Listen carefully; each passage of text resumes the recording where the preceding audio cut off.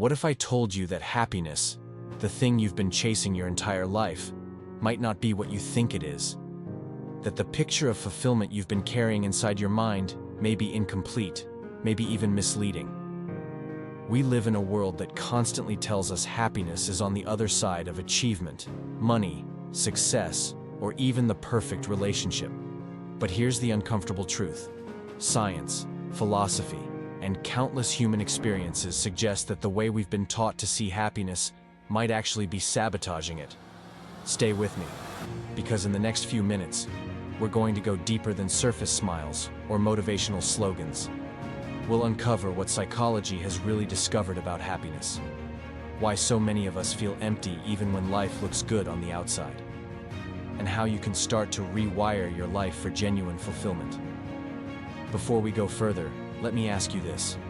Have you ever had a moment where you achieved something you'd been working toward for months, maybe even years, and instead of feeling endlessly happy, the joy faded within days, sometimes within hours? That's not a flaw in you. That's something called the hedonic treadmill, a psychological trap, where our minds adapt to pleasure so quickly that what once thrilled us now feels ordinary. The bigger paycheck, the new car, the perfect vacation. None of it lasts. But why? Why do we keep chasing things that fade? Because somewhere inside, we've confused pleasure with happiness. They overlap, yes, but they are not the same. Pleasure is sugar. It spikes and crashes. Happiness is nourishment. It sustains. And when we start to mix the two, we spend our lives in an endless chase, running faster and faster but never arriving. Here's where it gets fascinating. One of the longest-running scientific studies ever conducted, the Harvard study of adult development, tracking people for more than 80 years, found something shocking. It wasn't wealth, it wasn't fame, it wasn't even achievements that predicted long-term happiness. It was relationships, the depth of connection, the quality of bonds, the people who stood by us through storms. This is psychology screaming at us what we often ignore. That fulfillment is not built on external trophies, but on internal alignment, connection, and meaning. And yet, even knowing this, how many of us keep falling into the same loop? We chase more work to feel secure, buy more things to feel worthy, scroll more feeds to feel connected. But in doing so, we trade depth for distraction. Maybe that's why, despite living in the most technologically advanced time in history, we're also facing an epidemic of anxiety, depression, and loneliness. But let me ask you something. What if happiness isn't about adding more to your life, but about subtracting? What if the key isn't to run faster, but to slow down? The Stoics believed this thousands of years ago, and modern psychology is beginning to back it up. When researchers study happiness across cultures, one thing stands out.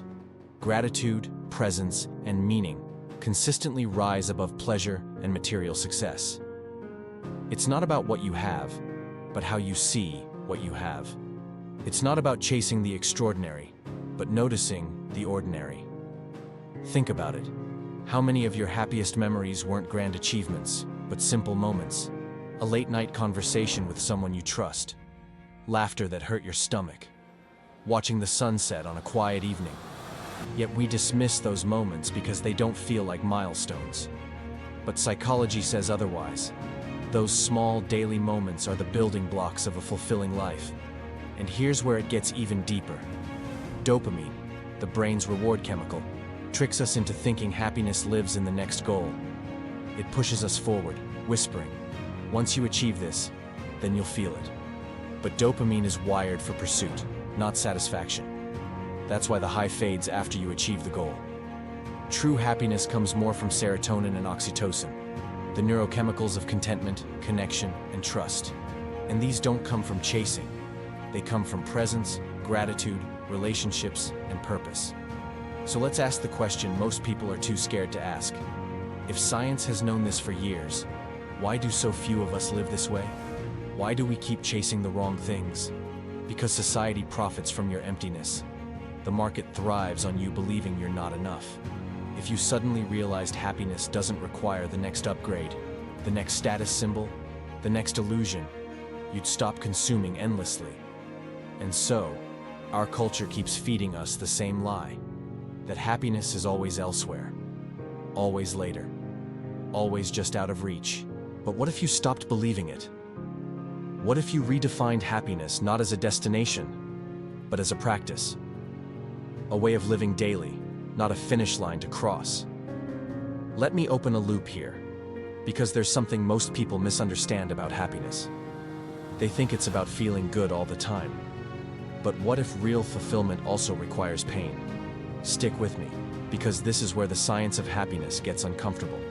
Studies show that people who chase constant positivity actually report lower life satisfaction. Why? Because by avoiding pain, they avoid growth. True happiness isn't the absence of struggle, it's finding meaning within it. Viktor Frankl, a psychiatrist and Holocaust survivor, wrote that those who could find meaning in suffering were the ones most likely to survive. Meaning transforms pain into purpose. Without it, even comfort feels empty. With it, even hardship feels valuable. So the next time you feel insecure, lonely, or lost, don't see it as proof that you've failed at happiness. See it as proof that you're alive, that you're human, and that fulfillment is not about erasing those feelings, but about integrating them. The people who live with the most joy aren't the ones who never suffer. They're the ones who refuse to waste their suffering. And that brings us to you. Take a moment right now and ask yourself, when was the last time you felt deeply, truly alive? Not just entertained, not just distracted, but alive. Chances are, it wasn't when you bought something new. It wasn't when you got 1,000 likes on a post.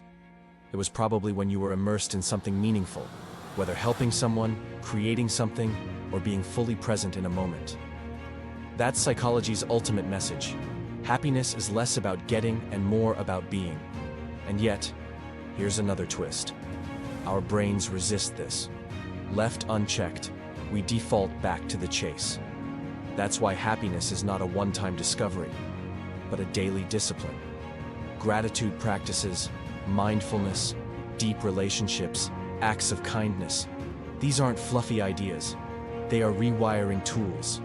Every time you practice them, you shift your brain's chemistry, slowly breaking free from the hedonic treadmill.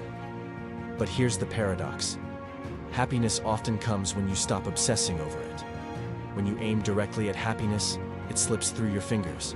But when you aim at meaning, growth, connection, and service, happiness quietly follows. It's not the goal, it's the byproduct. So what happens next? You could continue chasing the illusion, hoping the next milestone finally makes it stick. Or you could start practicing what science and philosophy have been trying to tell us for centuries. That happiness is not something to hunt, it's something to cultivate.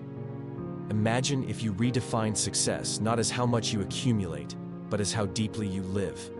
Imagine measuring your days not by how busy you were, but by how connected, how grateful, how present. That's the quiet revolution psychology invites you into. Not a life of endless dopamine chases, but a life of sustainable joy. And if you're still with me, here's the truth you've been waiting for. You already have the ingredients for happiness. Right now, in your ordinary life. The question is whether you're willing to see them. Whether you're willing to slow down enough to notice the miracle of a conversation, the power of presence, the weight of meaning hidden inside your daily struggles. So let me leave you with this. Happiness is not a future event. It's a daily choice. And the moment you decide to live that way, to see what's already here instead of only chasing what's missing, you step off the treadmill and you start to experience fulfillment in the only place it has ever existed, this moment.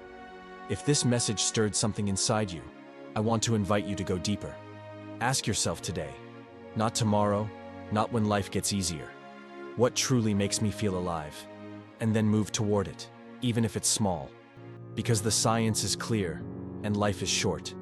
Fulfillment isn't waiting at the end of the road. It's hidden in how you walk it. And if you're ready to keep walking that path with me, then make sure to subscribe to this channel, hit the like button, and share this video with someone who's been chasing happiness, but keeps feeling it slip away. Let's start changing the narrative together. Because once you understand the psychology of happiness, you don't just change how you feel, you change how you live.